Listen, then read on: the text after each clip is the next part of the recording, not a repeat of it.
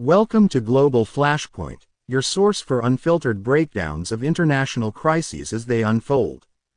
I'm Billy John, and on this explosive January 3, 2026, we're zeroing in on the bombshell from President Donald Trump. U.S. forces have allegedly captured Venezuelan President Nicolás Maduro and his wife, Cilia Flores, following a series of strikes on Caracas and beyond. Explosions lit up the night, power grids faltered, and now Trump says Maduro's en route to U.S. custody. Is this regime change in action, or the opening salvo of a wider war? We'll dissect the claims, global backlash, and the high-stakes implications. Let's get into it.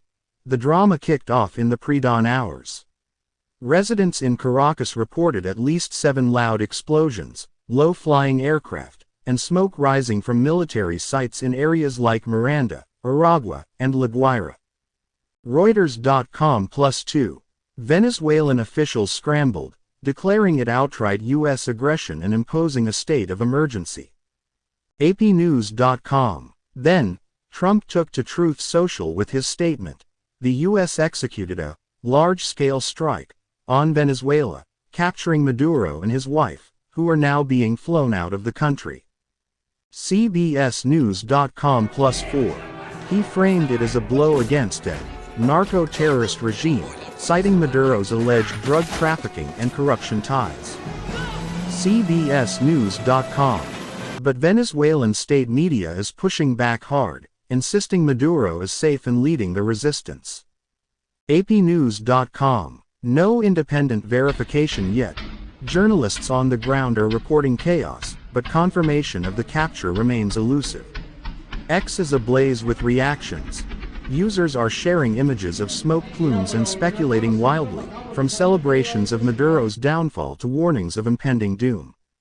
Why now? Oil is the obvious motive.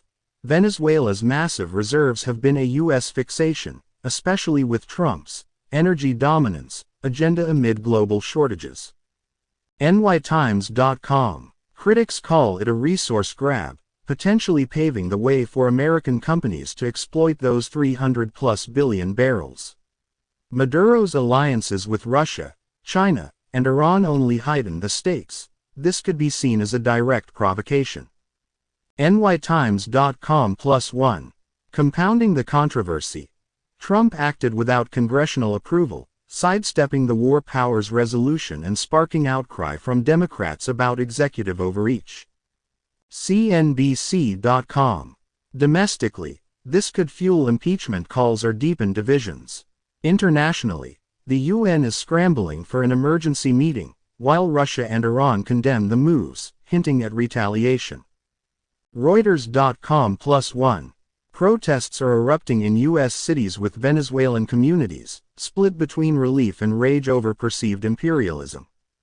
CNN.com. And the big fear. World War III. With Maduro's backers like Putin warning of severe consequences, this could escalate into proxy battles or worse. Russian assets in the Caribbean, Chinese economic warfare, all amid existing hotspots like Ukraine and Taiwan. NYTimes.com. On a thought-provoking tangent. Imagine if free energy technologies weren't suppressed. No oil dependency, no incentive for strikes over resources, perhaps this crisis averted entirely. But in our fossil-fueled reality, here we stand.